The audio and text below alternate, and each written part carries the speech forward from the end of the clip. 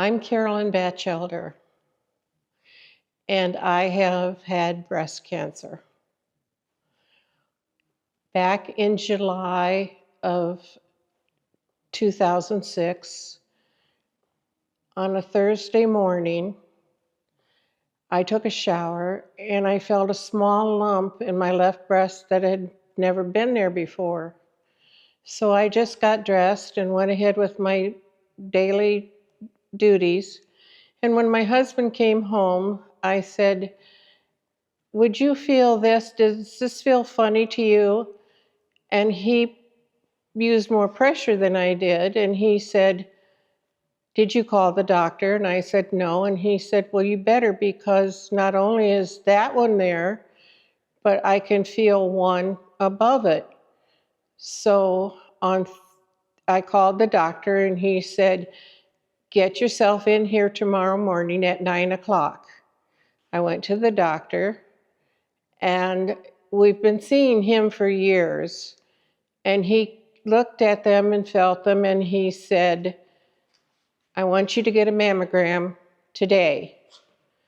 Well, I called for a mammogram, but since it had been less than a year since the last one, I couldn't make an appointment. So I called him back, and he called and made the appointment, but he couldn't get me in, so I had to go on Monday morning first thing.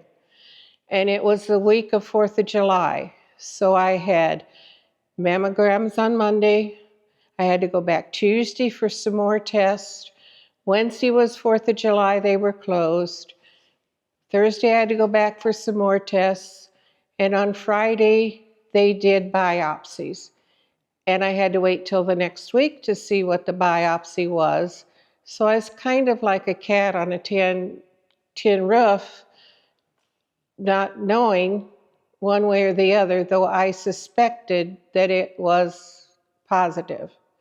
So when they called me to come in Tuesday afternoon, and I sat down with the doctor, and he told me that the tests were positive, and I had breast cancer. And I thought, well, I knew that.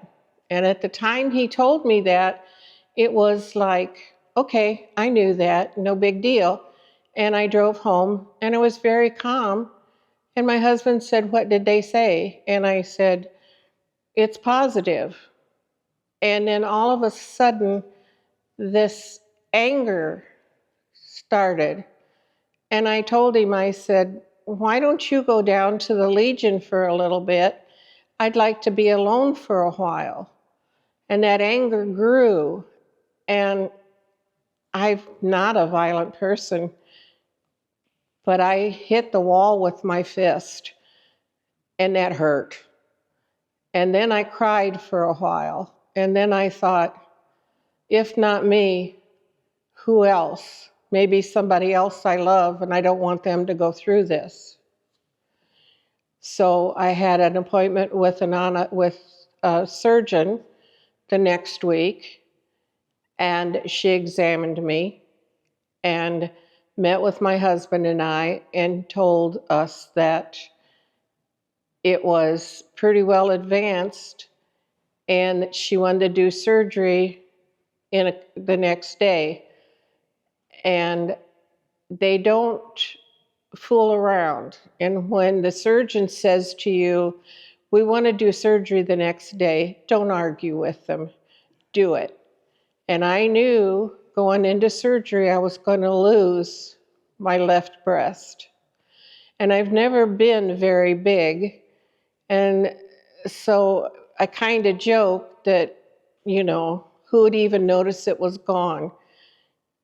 So if you can kind of have a sense of humor, it does help. And when she talked to my husband about the fact that I was going to lose my breast, he looked at her and he said, "We'll live with it." He said, "But I've always been a leg man anyway." And all through it, you go from the surgery to an oncologist. And I have to say that I had 2 very good doctors. And the oncologist walked me all through it. and I did chemo, and I didn't have to do any radiation. I was very lucky.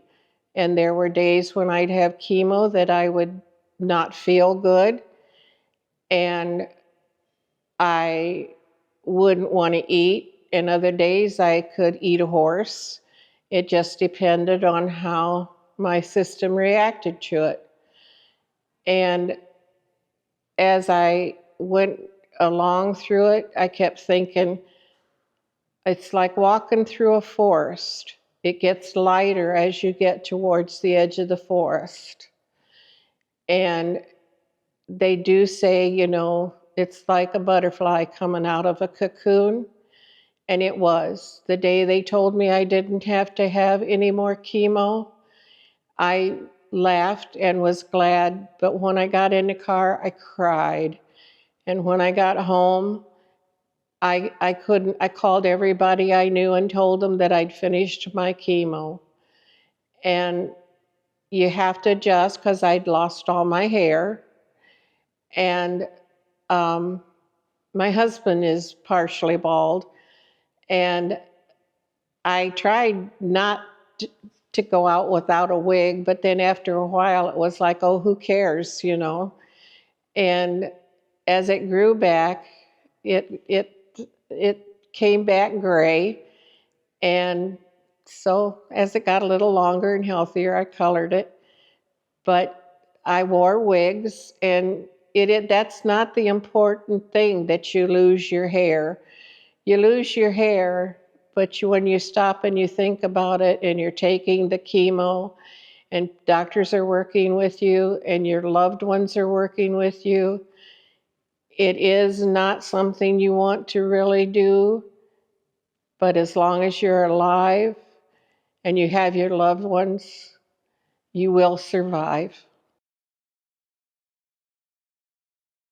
Well, I've always kind of kept everything to myself. If someone asks a question, if I want to answer it, I will.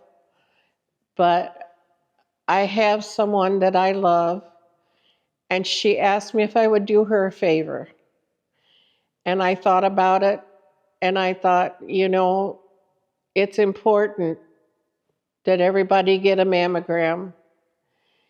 And would kill me to share my story.